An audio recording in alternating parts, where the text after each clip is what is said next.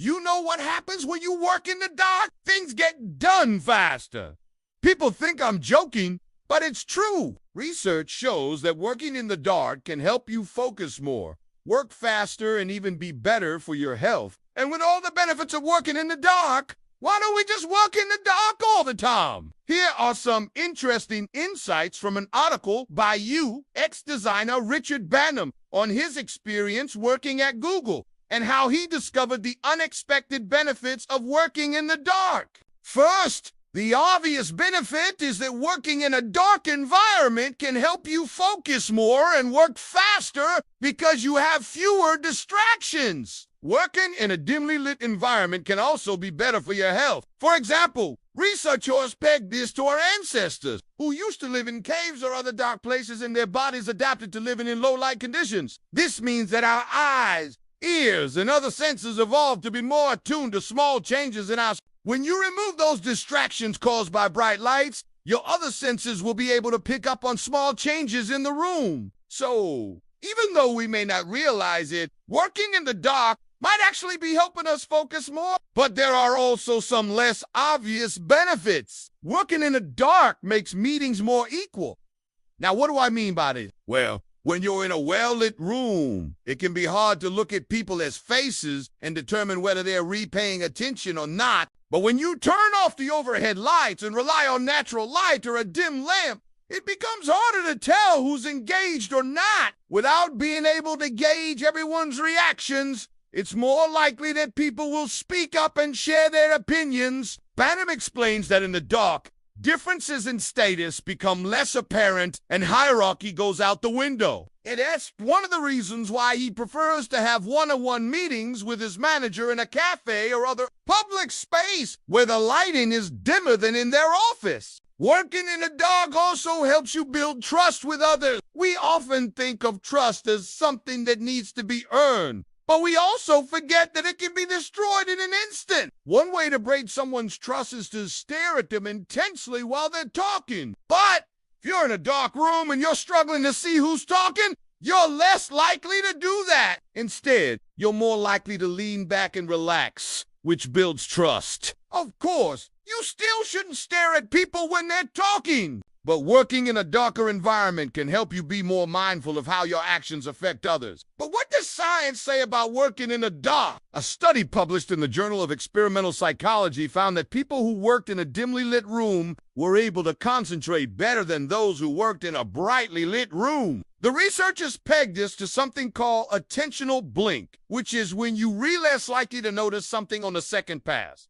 If it is similar to something you saw on the first pass, in other words, your brain is more likely to miss something if it's similar to something you just saw. The researchers had participants complete two tasks, one that required them to identify human faces and another that required them to identify human bodies. Before starting each task, the participants were shown a series of stimuli, some of which were targets and others which were The researchers found that participants were more likely to miss targets if they appeared too close to the distractors, both in terms of time and location. In other words, the more similar the target was to the distractor, the less likely participants were to notice it. The researchers then repeated the experiment with different lighting conditions. They found that participants were better able to concentrate when the lighting was dimmer. Another study published in the Journal of Environmental Psychology found that people who worked in a dark room were more likely to report positive moods and feelings of well-being. The researchers pegged this to something called the attention hypothesis of mood, which states that positive emotions are more likely to occur when you're focused on the present moment. When you're working in a dark room, you're more likely to be focused on the task at hand, rather than thinking about the past or worrying about the future. As a result, you're more likely to experience positive emotions. So it seems like working in a dark environment has a lot of benefits. So why don't we just work in the dark all the time? Well, there are some downsides. First, it can be hard to see what you're doing. This can lead to mistakes, which is why it's important to have some lights, just not too much. Second, it can be hard to collaborate. When you're working in a dark room, it can be hard to see other people's faces and body language, which makes it harder to collaborate effectively. Finally, It can be draining. When you're working in a dark room, you're more likely to feel isolated and alone. This can lead to burnout, which is why it's important to take breaks and socialize. We'll end this video with a quote from Banham's article. He writes, "What would happen if we applied the same level of care and thoughtfulness to our physical spaces as we do to our online ones? How might our interactions,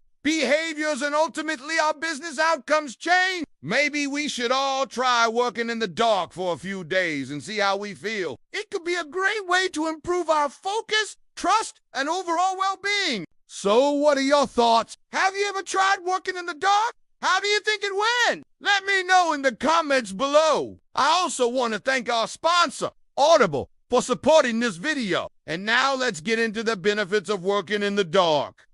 I know what you're thinking. What does Audible have to do with working in the dark? Nothing really. But today I want to talk about a book I've been listening to lately called Quiet: The Power of Introverts in a World That Can't Stop Talking. And it got me thinking about how many misconceptions there are about introverts. Most people think that introverts are shy or socially awkward, but that's not really true. Introverts are just more comfortable with being alone than with other people. And there's nothing wrong with that. The problem is that our society is built for extroverts. We live in a world that values loud, outgoing, and this can make it hard for introverts to succeed. But according to Susan Cain, author of Quiet Introverts, have a lot to offer the world. They're often deep thinkers who are able to come up with innovative ideas. The problem is that they don't always know how to share those ideas with the world. If you're an introvert, I encourage you to read Quiet. It's a great book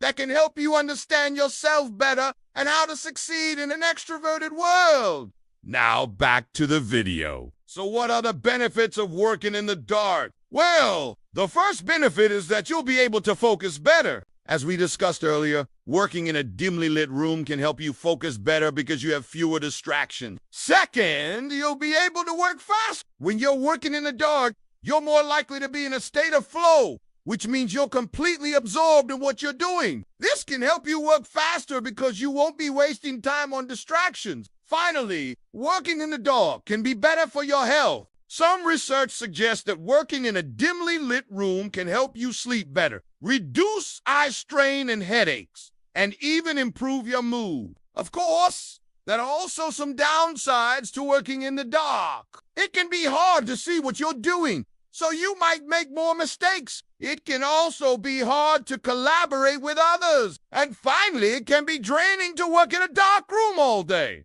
So it's important to take breaks and socialize. But overall, I think the benefits of working in a dark room outweigh the downsides. If you're able to find a way to make it work for you, it can be a great way to improve your focus, work faster, and even improve your health. Before you go, remember to subscribe for more videos like this one. Thanks for watching, and I'll see you next time.